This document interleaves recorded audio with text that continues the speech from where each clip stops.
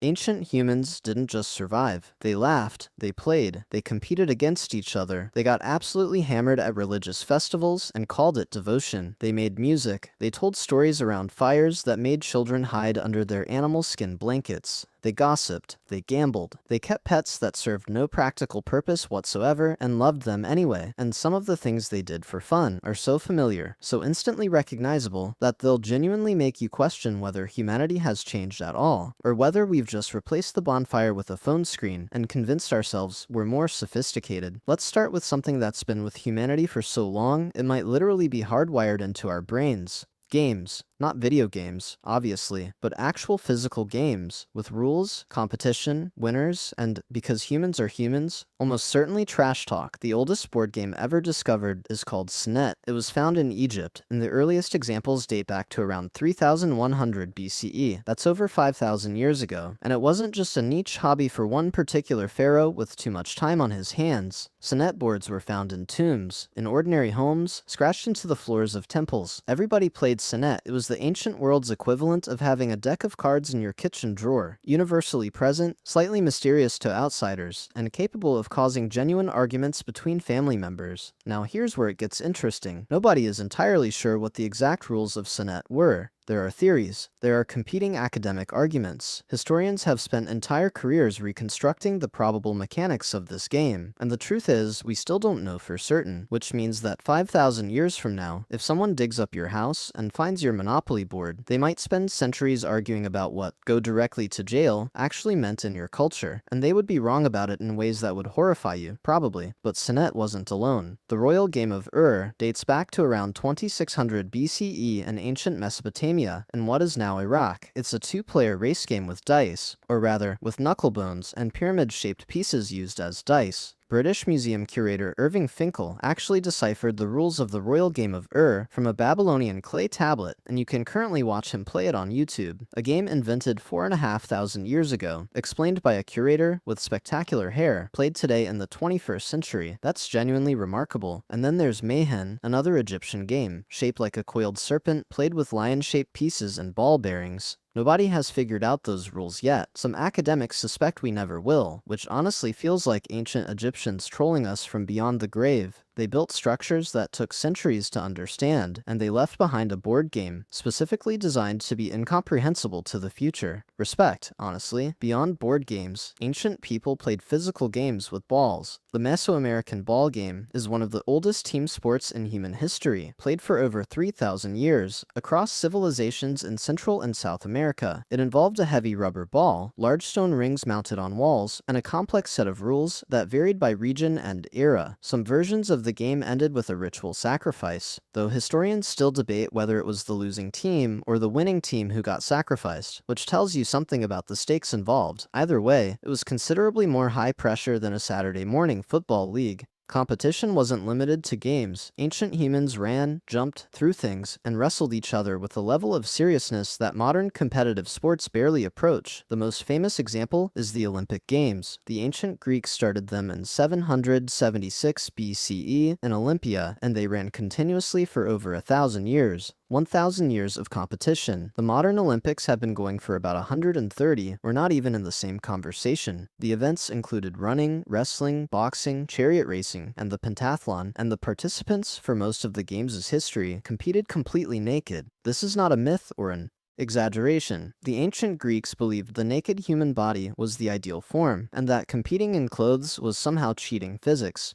Spectators watched, judges watched, city-states sent their champions to compete naked in front of thousands of people, and nobody thought this was unusual. It was simply Tuesday. The winner received an olive wreath. That was it. No gold medal, no sponsorship deal, no energy drink endorsement, just a wreath of leaves and the eternal glory of your city-state. But the glory was real. Olympic victors were celebrated like gods. Poets wrote odes about them. Statues were built in their honor. Some returned home to find their city had literally knocked down part of its own wall to let them in, because a gate, apparently, was not a grand enough entrance for someone who had won the discus throw. The wall was demolished to let one man walk through. That is the level of respect an ancient athlete could command, and it is absolutely unhinged, and I love it. Wrestling in ancient Egypt was equally serious. There are depictions of wrestling matches carved into the walls of tombs in Beni Hassan, dating to around 2000 BCE. Hundreds of individual positions and moves are illustrated in extraordinary detail. Hip throws, leg sweeps, takedowns, ground control, ancient wrestling manuals essentially carved permanently into stone, and the techniques shown would be instantly recognizable to any modern wrestler. The fundamentals of the sport haven't changed in 4,000 years. The human body works the same way it always did, and people figured out how to leverage it against another human body roughly 4 millennia ago and never looked back. Ancient Rome had chariot racing, which was the Formula One of the ancient world, except instead of technical disqualifications and strategic pit stops, the primary danger was being crushed under the wheels of the cart behind you while the crowd screamed with delight. The Circus Maximus in Rome could hold up to 250,000 spectators. For context, that's larger than any sports venue on Earth today. 250,000 people packed into one arena to watch men in chariots hurtle around a track at speeds that had no business existing in the ancient world, with the very real possibility of a catastrophic crash on every corner.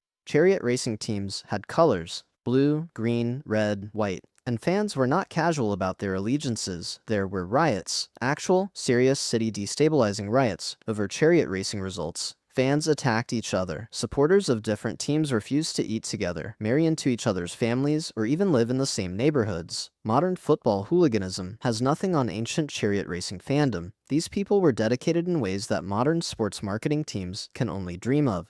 All of this physical activity leads us, inevitably, to something ancient humans also did with enormous commitment after a long day of competing, working, hunting, farming, or simply existing. They drank. Ancient humans drank a lot, and they didn't drink water, mostly because water in the ancient world was frequently a death sentence. The rivers were contaminated. The wells were unreliable. Germ theory wouldn't be invented for a few more millennia, but ancient people had figured out through trial and fatal error that drinking from certain sources tended to end badly, so they drank fermented things instead. Beer is one of the oldest beverages in human history, and there is a genuine academic debate, a real peer-reviewed, tenure-affecting academic debate, about whether humans started farming grain to make bread or to make beer. The evidence is frustratingly unclear. What we know for certain is that by 4000 BCE, Sumerians in Mesopotamia were drinking beer through long straws directly from large communal vessels to filter out the grain and chaff floating on top. Communal straws, shared with whoever was around. The ancient world's take on a drinks party was considerably less hygienic than anything a modern health inspector would approve. They also wrote poems about beer. The hymn to Ninkasi, a Sumerian poem from around 1800 BCE, is essentially a complete brewing recipe written as religious verse. It describes the process step by step, wrapped in praise for Ninkasi, the goddess of alcohol. The Sumerians had a goddess specifically dedicated to beer. She had a temple. People worshipped her. The priests almost certainly needed to regularly taste the sacred offerings to ensure quality control. This was their job, officially, written on a clay tablet. Wine was equally important across the ancient Mediterranean. Greek symposia, which literally means drinking together, were formal social events where men gathered to drink wine, listen to music, debate philosophy, and recite poetry. These were not casual excuses to get drunk. They were considered culturally vital. The symposium was where ideas were exchanged, alliances formed, and young men educated in the customs and values of their society. The wine was always diluted with water. Drinking wine unmixed was considered barbaric. You'd be looked down upon. You'd be the ancient equivalent of someone who pours the whole bottle directly into a pint glass at a dinner party and then immediately starts having opinions about politics at full volume. The Greeks would have been horrified. They had standards. Admittedly, those standards coexisted with regularly competing naked in public and sacrificing animals to gods made of marble, but still, standards.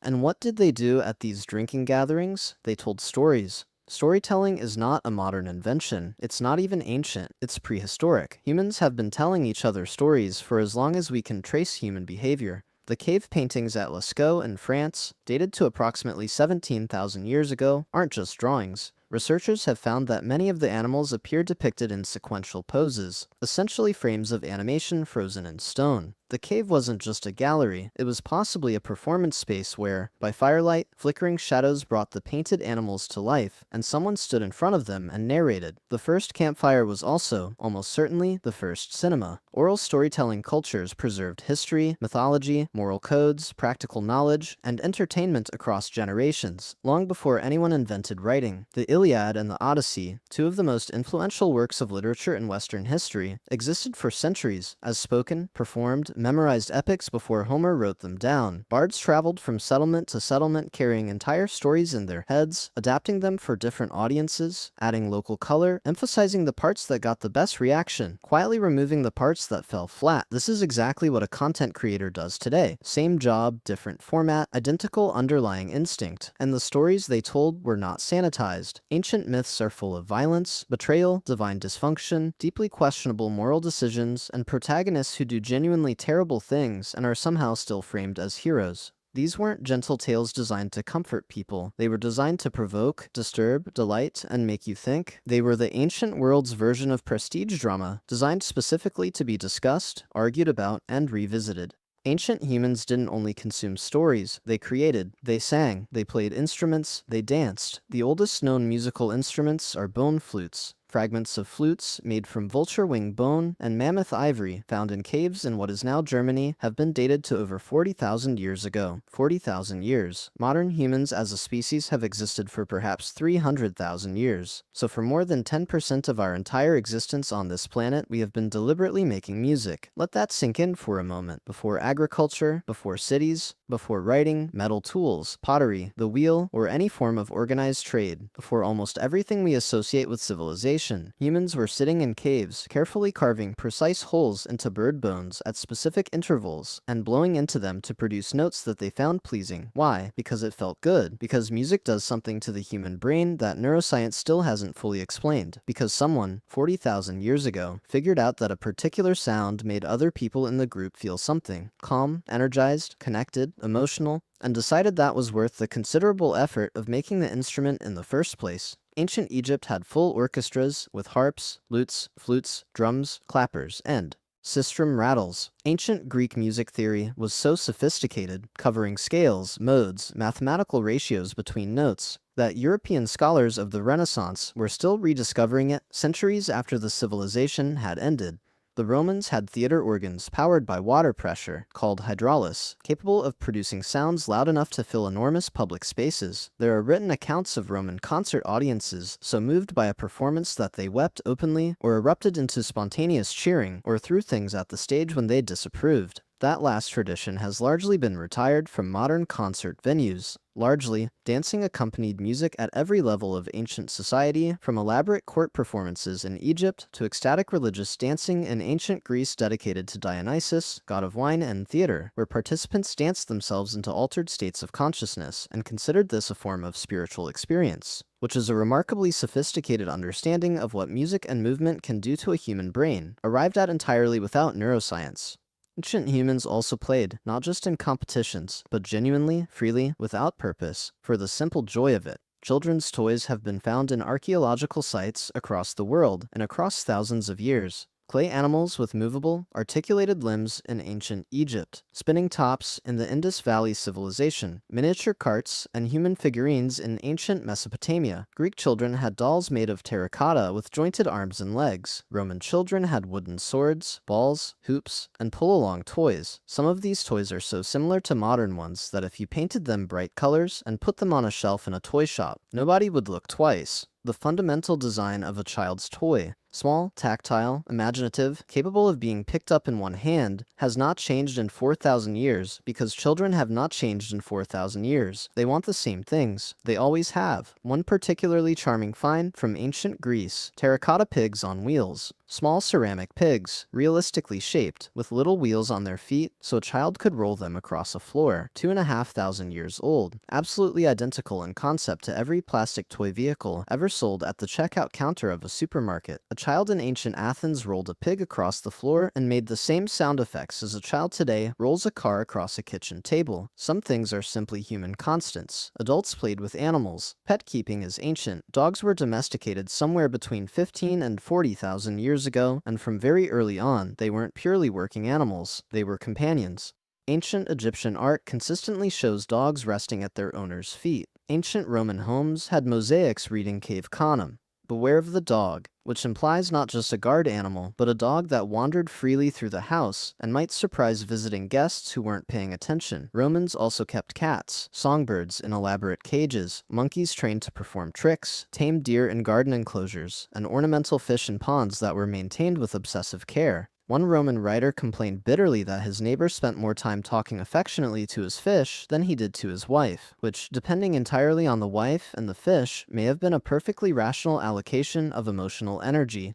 Ancient humans traveled, not just for trade, conquest, or necessity, but for pleasure, for tourism, for the experience of seeing something impressive and being able to tell other people you'd seen it. The ancient Greeks and Romans traveled to see monuments, wonders, and famous sights. They left graffiti on everything they visited. There is actual ancient graffiti, carved into stone, written in Greek and Latin, on Egyptian temples, on the legs of giant statues, on the walls of famous buildings, that essentially says, "I was here, and this was magnificent," or in some cases, just a name and a date. The tourist instinct is not new. It is as old as the ability to travel and the desire to prove you did it. Hadrian, the Roman emperor, visited Egypt in 130 CE specifically to climb the Colossus of Memnon, a massive ancient statue that, when the stone heated at sunrise and thermally cracked, reportedly produced a haunting musical tone. Locals claimed it was the statue singing. Hadrian got up before dawn, stood in the Egyptian desert in full imperial dignity, and waited for a stone sculpture to make a noise. He was so moved when it did that he had a poem commemorating the experience carved into the statue's leg. A Roman emperor writing fan poetry about a statue's sunrise sound effect. In Egypt, pilgrimages combined religious devotion with tourism in ways ancient and modern humans would both recognize instantly. People traveled enormous distances to visit oracles, healing temples, and sacred sites, mixing genuine spiritual purpose with the secondary motivation of seeing new places, eating different food, and acquiring the ancient equivalent of souvenirs to bring home.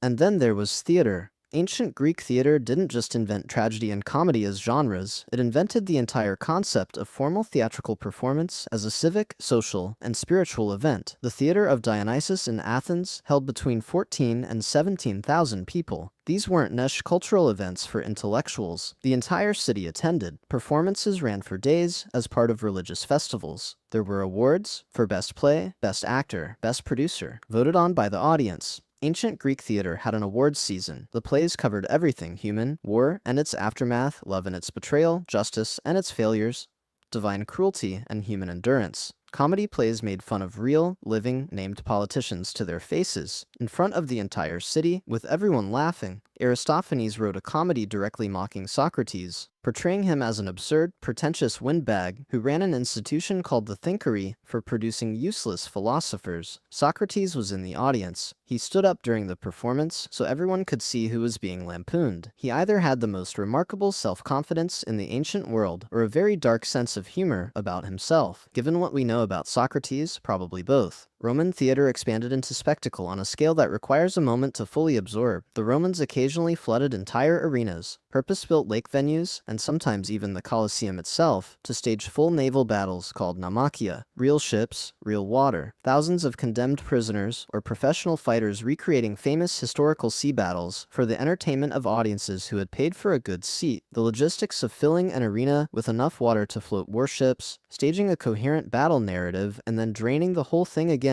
represent an engineering and organizational effort that is genuinely staggering. And they did it for fun, for the crowd, because the crowd wanted to see it and the emperors wanted to give it to them. But underneath all of this, the games, the sports, the drinking, the music, the theater, the tourism, the toys, the pets, there is one thing that ties ancient fun to modern fun more completely than any specific activity. Ancient humans sought connection. Every single one of these activities, when you trace it back, is fundamentally about being with other people, sharing an experience, feeling something together. A race isn't just about running, it's about watching someone run and feeling invested in the outcome. A story isn't just words, it's an invitation into someone else's imagination. A board game isn't just about winning, it's about the tension, the rivalry, the moment when everything is on the line, and you look across the table at another person and something passes between you. The person who carved a flute from vulture bone 40,000 years ago in a cave with tools made of stone wasn't just making noise. They were making a sound that said, "I am here, come closer. Let us be somewhere together away from the dark and the cold, just for a while." That is what fun has always been, across every civilization, every era, every level of technological sophistication. Not an escape from life, but a different way of being fully alive inside it. A way of insisting, loudly, defiantly, joyfully, that survival is not enough, that the human animal needs more than food, shelter, and safety, that we need games and music and stories and laughter and the warmth of other people sharing an experience and feeling it alongside us. Ancient humans knew That, they built racetracks and amphitheaters and symposia and campfires specifically to keep reminding themselves of it, and they passed that knowledge down through every generation, across every civilization, through every collapse and rebirth of culture, until it reached us, which is why right now, today, there are people playing board games at kitchen tables and laughing at something stupid that happened on the third turn. There are runners crossing finish lines with their arms in the air for no reason, except that they set a goal and reached it. There are musicians staying up far too late because the song isn't finished yet, and it almost is, and they can feel it. There are storytellers talking to cameras, editing for hours, uploading something into the world, and hoping that somewhere out there, someone will stop scrolling for a moment and feel something. Same species, same instinct, same deep and irrational need to make the moment mean something. If a Sumerian beer brewer, a naked Greek Olympian, a Roman chariot fan, and an Egyptian sonnet champion could somehow see what we've built with 40,000 years of accumulated human creativity and joy, they'd probably look at it all, nod slowly, and ask where the wine is, and then they'd sit down right next to you and watch.